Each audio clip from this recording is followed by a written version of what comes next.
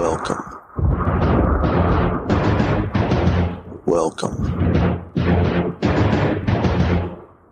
Welcome to my dungeon.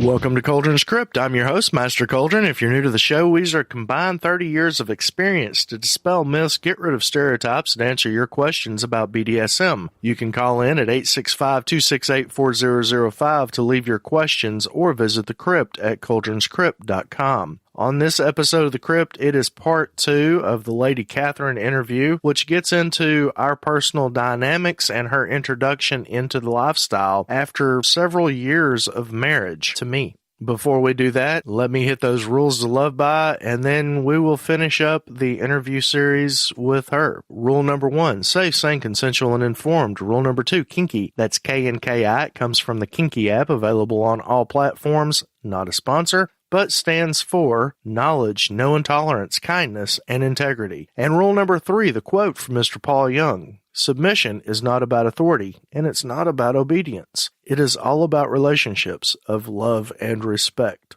All right, with that said, let's go ahead and jump straight into wrapping up this interview. I hope that you're finding it as interesting and informative as I did as I talked with her about some of these things, some of which were for the very first time in our 17 years together. Now I want to bring something up completely off this subject that you mentioned earlier. You said your first catharsis. Mm-hmm. However, that was not your first catharsis. Your first one was in 2016 when you were topping someone. That's a very confused look. The silence that you just heard was a very confused look. For the longtime listeners, they will remember that I have one switch need, and I don't really consider it a bottoming need, or because catharsis goes outside what is topping or bottoming, really. Yes, there is a top. Yes, there is a bottom. But it's something of a spiritual experience, completely separate. It's one of my absolute favorite demos to do. And my particular proclivity on this would be belting across my back, or strapping with a belt. The actual term for it is strapping. And you were performing this for me. Now, this is not something that I do even on a yearly basis. It's very rare. But because of 2015, 2016, some things from years ago, even prior to us being married while we were dating, there was a buildup of things that we still had to talk about that were lifestyle related, and you didn't even realize it at the time. But that all kind of come to pass in that release. And basically it went down, and this is certainly sharing a lot of myself too, and something that is extremely, extremely private for me, not because I'm embarrassed by it, just because I think that people need to have those few things that are just theirs.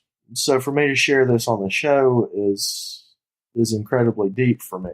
But do you remember how that ended? How the event ended? You went cathartic. But I wasn't the only one.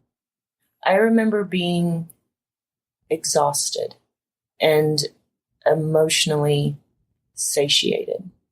Let me describe the scene for you. I'm standing shirtless with my hands on the wall, self-restraining against the wall. I informed her that I would go through 3 cathartic phases, and each one would be accompanied by a change of position. I started with where I was. I then went to my knees and curled up basically in a ball on my knees. And then after that second cathartic phase, I went to the fetal position, laying on my side on the floor, hysterically laughing all the time with each phase. But when it started, I told you, don't stop, start hard, and go harder until you can't go any harder. And even at the point where I was laying on my side in the floor and you were repetitively striking me as hard as you could across the back with this belt, and I'm just in this euphoric laughter, I never said stop.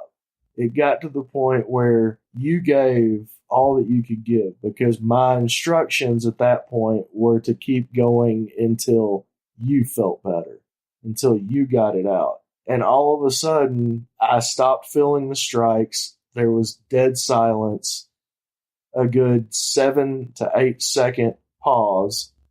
The floor creaked. We have wooden floors. Then I heard the belt hit the ground, and then I heard you hit the ground and burst out into tears. I remember dropping the belt. I don't remember the rest of it. I only remember what I guess I felt after, which was the exhaustion in every way, because I stopped thinking at some point and was doing and feeling and releasing. So yeah, I don't really remember the actions other than dropping the belt, because I didn't have the strength to hold it. So do you remember your actions over the next few days? No, it's kind of a blur. I can tell you yours, but I can't tell you mine. It was softer, and it was more willing to be receptive to understanding, because that was when you were absolutely brand new. Mm-hmm. And there was no more of a resistance. And the conversation that we had the next day, and basically checking in on each other, was about how you get it now. At that point, you understood why I needed to do the things that I do, why I needed to be a top. Mm-hmm. But I think that also created a frenzy, because in that understanding, they say that a little bit of knowledge is a dangerous thing. Yes. And it may have led to certain assumptions, and that's why I bring this up. Obviously, I want to share with the Krypters, but never without a point. And would you say that because of getting that little bit of information and it sending you into a little bit of a frenzy, it may have led you in a direction with almost wanting to be an insta-dom? Yes. Yes, of course. It was such a feeling of power that you get drunk from it. And as we know, being drunk, you lose insight, you lose judgment, you lose logic. And so, yeah, I went through this phase where I wanted to just get toys and dress and beat on people. And that has now calmed down. How do you think that affected us personally? Because you know where I stand on that. Right. I remember the only thing I can equate it to is this older, wiser dog trying to keep this super excited little puppy from attacking something that is like, no, you're going to get hurt. So you kept having to rein me in and you kept having to pull me back. However, my nature being what it is. Stubborn? Oh, I said that out loud. Oops. Stubborn, independent, fought against that and fought against you. So it was frustrating for you because I wasn't listening, and it was frustrating for me because I couldn't do what I wanted to do. So yeah, I think it was just frustrating for both of us. Admittedly, I went about some of that the wrong way in trying to rein you in, tame you, tame the savage beast within. But all in all, what would be your advice to people from that, from your experience over the past couple of years? When more experienced people tell you something, listen. There is a learning curve.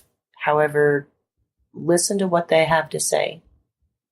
Sincerely think about what they are trying to teach you from their own experiences. It could save you a lot of trouble and problems for yourself, either in the community or within yourself.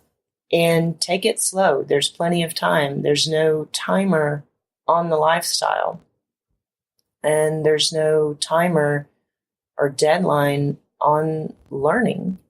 Kuldrin, I find that he still learns things all the time about the lifestyle and about different people in the lifestyle. So take your time. Slow progress is still progress. And you don't have to do it all in one shot. It takes time. And it takes time to figure yourself out and figure out what you like, what you want, what you're willing to do, what you're not willing to do. And it's a journey. It's a journey. There is no destination in the lifestyle. It's the journey that matters. You know, you really just hit something, because it's one of the things that I found. Everybody wants to have these goals. In life, we're taught that we need to have goals. Mm-hmm. And that's good as far as, okay, I have a goal that I'm going to put X amount of hours in every day to practice a certain implement, and I'm going to find someone to mentor me in this, and then I'm basically going to get them to sign off on my ability by, say, a year from now. Mm-hmm. That kind of goal, I think that's good to have. Mm-hmm. But placing goals on roles or expectations, things like that, can be bitterly dangerous, really. Because if you're so focused on getting to a certain phase of, well, you know, I'm a newbie right now, I want to be a player, you know, a kinkster, considered just a kinkster within such and such amount of time. And then, you know, I want to earn my cover, which is in the leather community, that's when you're earning your cap, your master cap, to be able to do certain things and certain trainings that you have to be able to do. I think you're really blind to a lot of the things that you could learn along the way, that because you're so laser focused on that goal, you're missing out on a lot of opportunities. And though the ultimate place for us is either in the ground or in ashes, these goals that we make for ourselves can be very detrimental. Are there any of these that you have set for yourself that you found that you needed to back away from? Or I think one thing, just in implementing different tools, since impact play is, I just enjoy it. I'm not looked to be a master or be a top. It's not a need for me. So the motivation for me to practice with the different implements just hasn't been a priority, because I discovered that in myself, that it's not a need. It's just fun. So that was just part of frenzy. Yes. Okay. And that's okay. I don't have to be anything that I'm not. And I find that you put yourself out there with a label on that I'm labeled as a tame. There's certain expectations that people have of you, and say the last 6 months to a year, I'm questioning, is that really who I am? There's a lot of things that come along with that I'm not sure I want, that I'm definitely not ready for. But is it even something I want? But that's part of my journey and part of me trying to figure out me. It's not me trying to figure out my place in the community or my place in our household.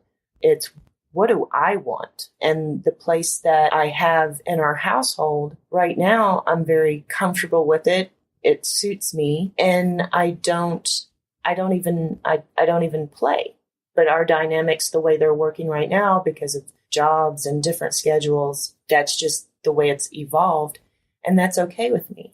So I think in the beginning I was trying to assert myself as this female dominant and this top and all that comes with it, and it became very difficult because I was discovering that I was going against who I was. And I'm a feminist, but I'm not a feminazi. I don't have to assert my dominance in a very blatant way, in a very obvious way. I hold my my dominant nature comes out just by me being me, the way I talk to people, the way I carry myself. So I think I was trying to prove to the household and probably to me that, oh, I'm alpha female and this is how I'm supposed to be and how I'm supposed to act. I'm a female dominant, when it really wasn't me, because that was overly dominant. I've often said that the more forceful people try to be with whatever role that they're trying to take is a sure sign of their lack of security in that role. You know, the more somebody tries to push, no, I'm this person, I'm this person, I'm this person, the deeper their insecurities go. And to bring things full circle, going back to what you said just a couple of days ago, it's hard to be married to me. Within the lifestyle, especially because I have had 20 plus years to figure it out. And I'm still changing, still evolving. It seems like every 2 or 3 months, I will change that tag on my profile on FetLife from primal to evolving to dominant, whatever. And sometimes I do it because I just look at it and I think, oh, you know, this tag doesn't really mean anything. That tag, and newbies, everybody, you need to understand that tag is just like money. It only has value because we believe that it has value. And the problem is that we want to put a value there that actually is not there. Just as money. I mean, a piece of paper, it literally, it costs more for the paper, the manufacturing of the paper and the ink printed on the paper, than what the honest value of that paper is. Your time is more valuable than what it takes to actually go in, click on edit, change that tag on FetLife, and don't worry about that because you don't even know. I would say 80% of people end up being just the opposite of what they think they are when they get into the lifestyle. Yeah, you come in gun-ho, guns blazing, whips cracking, and it's just, it's that frenzy, and you have this thing, you know, well, I'm submissive in life, so I must be a submissive. I'm dominant in life, so I must be a dominant. Oh, wait, no. I remember I took psychology in high school, and they said that a lot of people who are dominant in their lives need that relaxation. And then there was that one movie that I saw, or that one TV show where it had that dude that was like some big powerful businessman. And when he was off work, the only way that he could relax was to bow down and kiss the boot of a dominatrix. So that must be me because I need to relax more, whatever. Agree, disagree, still researching, indifferent, go.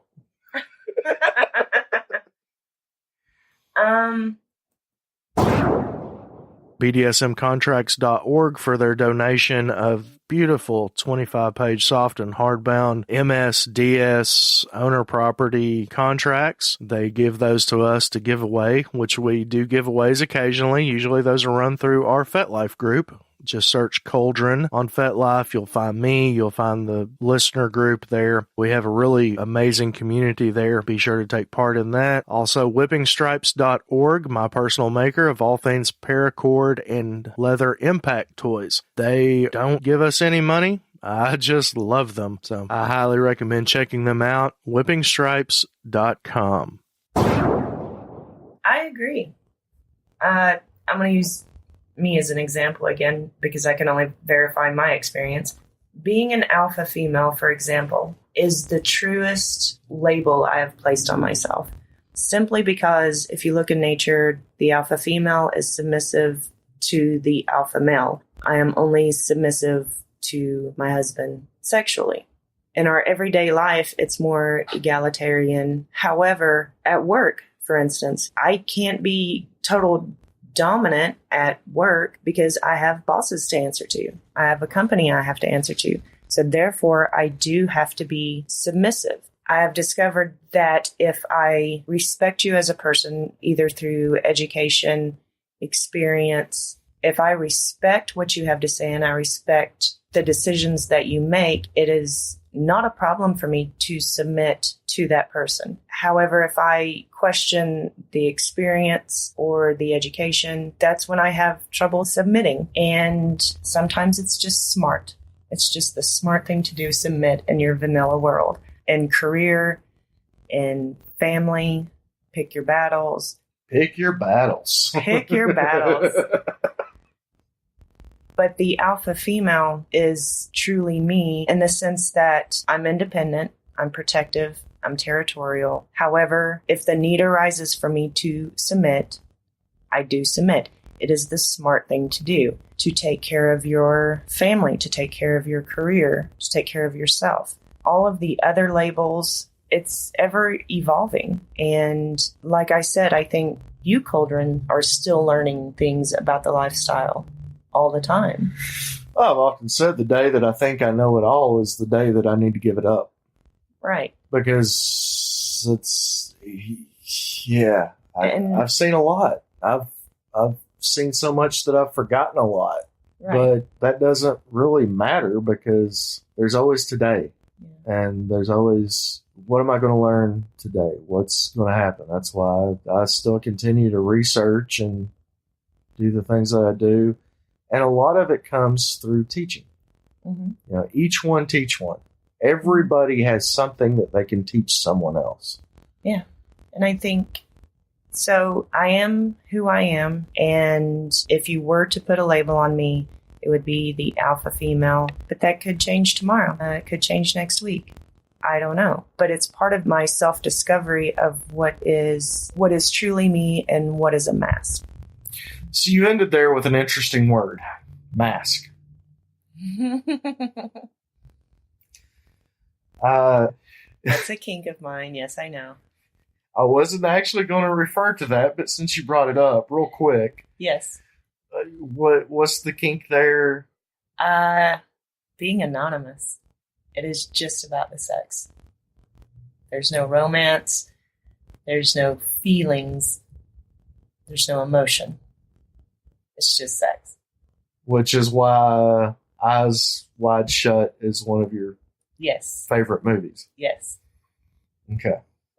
But to get more to the point that I was trying to make with masks,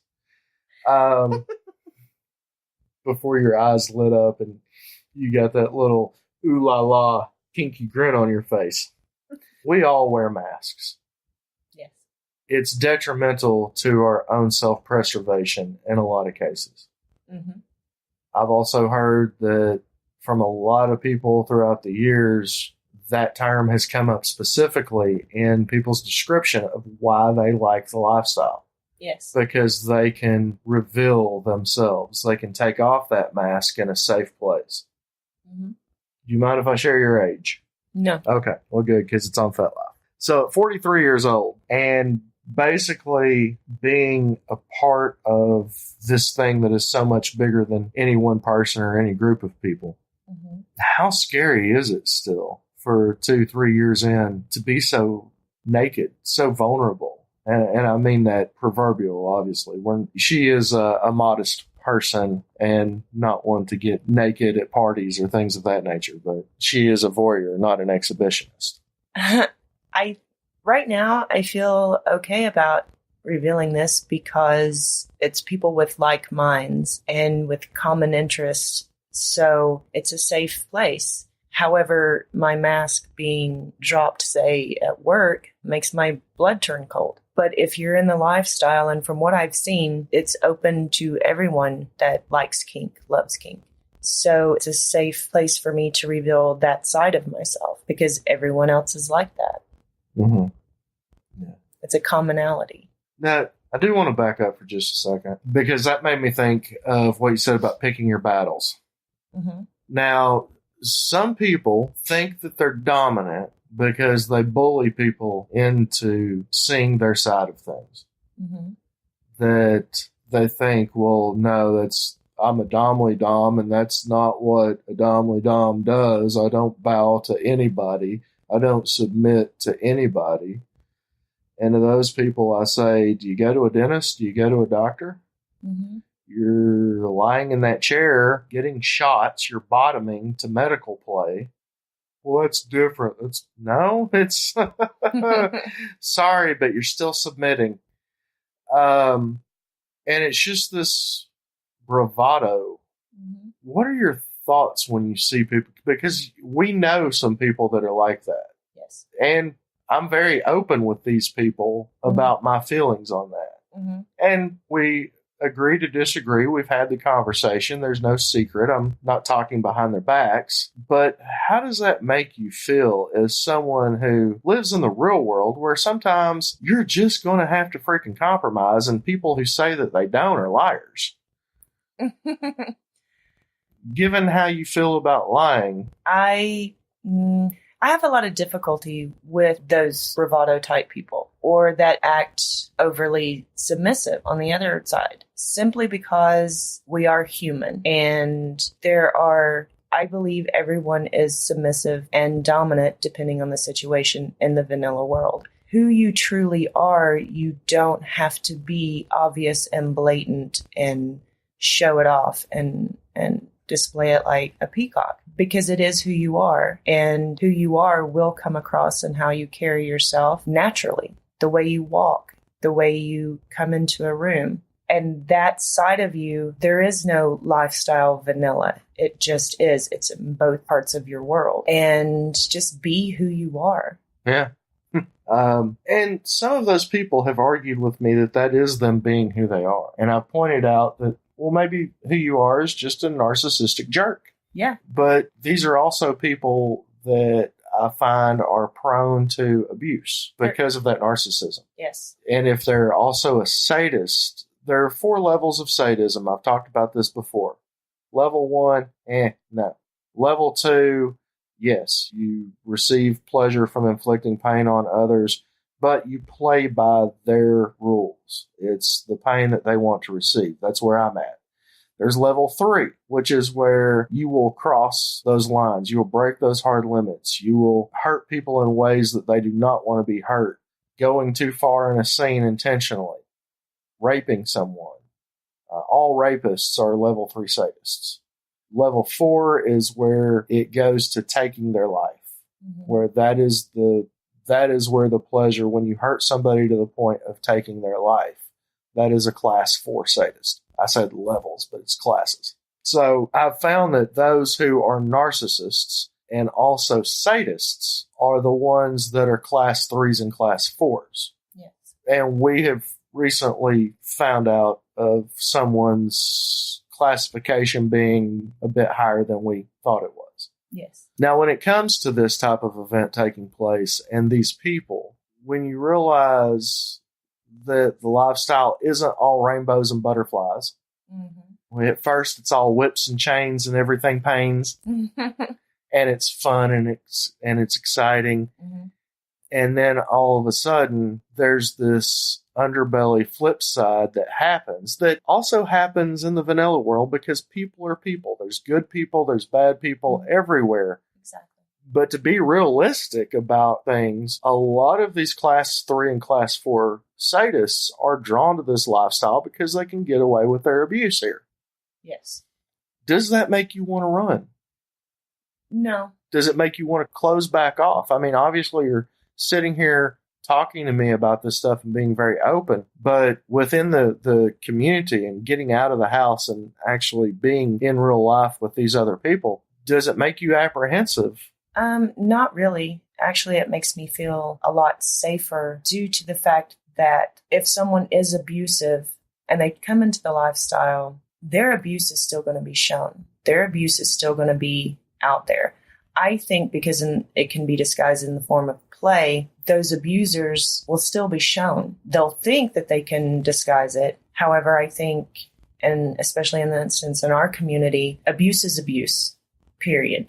So I think the abuser was mistaken in believing that it could be veiled as play when it wasn't. It was abuse. And our community saw it for abuse for the most part, and rallied together in defense of our lifestyle. He tainted it, and they saw it for what it was. And so I'm very, very, actually very impressed and proud of our community and how they have rallied the victim of the abuse, lifestyle or not. Snake is a snake. Yeah. And one of the big problems is there's not enough education on what total power exchange is and whether or not safe words can be allowed with total power exchange and a master-slave dynamic. And I'm going to do an episode on that because I have recently researched the ever-living snot out of that. and that kind of information just isn't out there. No. Not readily available. So I'm going to do an episode on that. All right, let's bring this home now, bring it to a close. I've already asked you about advice that you have based on your experience and being new. But specifically, what advice do you have for those that are married to somebody in the lifestyle who are not really part of it themselves? Try to remain open-minded. The person you are married to is still the same person that you married. There is just a different facet to them. And you can't be everything to someone else. And try to be open with that. And this new facet, these new kinks, if you don't feel comfortable fulfilling them or taking part in them, just remember that person, if they stick with the vanilla, they are hiding a very, very important part of themselves. They will start to feel resentment, feel emptiness, depression. It could go pretty bad. So just keep an open mind, keep the love there, try to be understanding, talk through it, and communicate. If it's something that you don't want in a marriage, unfortunately, that may be something that you need to discuss with your partner. However, the biggest mistake you can make is tying that person to you emotionally and not letting them be who they are. Nothing good can come from that. For you, for them, for the relationship. It will crash and burn eventually anyway. So be open to it and try to understand the other person. Also, the person that is going into the lifestyle, you also should be understanding of the shock and the pain, the disappointment, all of the emotions that come with that of disillusionment. Please be patient and kind, loving, understanding of what your partner is going through with that. So bottom line is communication, love, open-mindedness, and communication. It doesn't guarantee you will stay married, but it will make it a lot less painful. Okay, so final question to really wrap it up. 2 years of experience, a little over, plus I believe tying somebody up as a teenager and making them sing the Mighty Mouse theme song. You left them tied for a while. You came back, and your only question of them was, why the heck are you not still singing? You're an evil woman.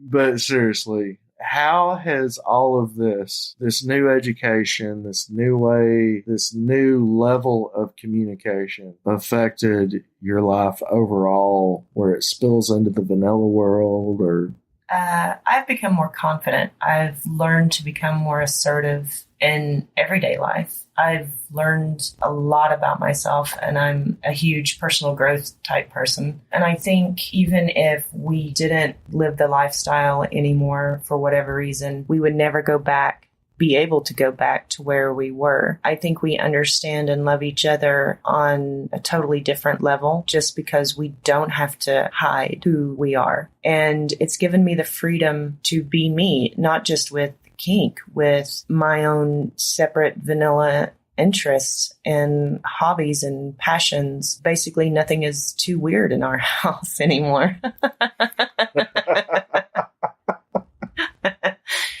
So, yeah, I've become more comfortable in my own skin, and I've learned my own limitations, and that if I don't like something or it's just not me, that's okay. There is no judgment with them, and I don't have to be anything other than who I am for you, for anybody. I am who I am, good or bad. I'm stubborn, and I know I'm stubborn, and I will probably always be stubborn. Gosh darn it, people like me. Way to be all about growth there. I'm stubborn, and I'll always be stubborn. That's just the way it is. To that own self be true. All right, well, I know some of it was fun, some of it was a little difficult, but I thank you for all of it. And is it okay with you if anybody that has some questions reaches out to you on FetLife? That'll be awesome. All right, that is Lady Katheryne 7 on FetLife. Read her profile. If you are listening to this and you are asking her questions, you can bypass asking me permission to contact her. Just put the subject line listener so she will know that that is where the question comes from, and she'll be more apt to respond to it. She does work a lot and very busy, so it may take her a few days to get to questions, but she will get back to you as long as it's something respectful and not demanding her submission or throwing your submission at her. Okay, that concludes the interview. Thank you so much for listening. Again, you can find us at kuldrinskrypt.com, where you can find all of our contact information, show notes, whatever you need, all in one simple location, kuldrinskrypt.com. Next time on the Krypt, it is going to be from a live recording that I did a few weeks ago, talking about an article that went over 7 healthy ways to introduce BDSM into your marriage. I found a lot of the recommendations to be really simple things that made a lot of sense. So I hope you find as much value in it as I did. This has been Master Kuldrin for kuldrinskrypt.com. Unearth the truth.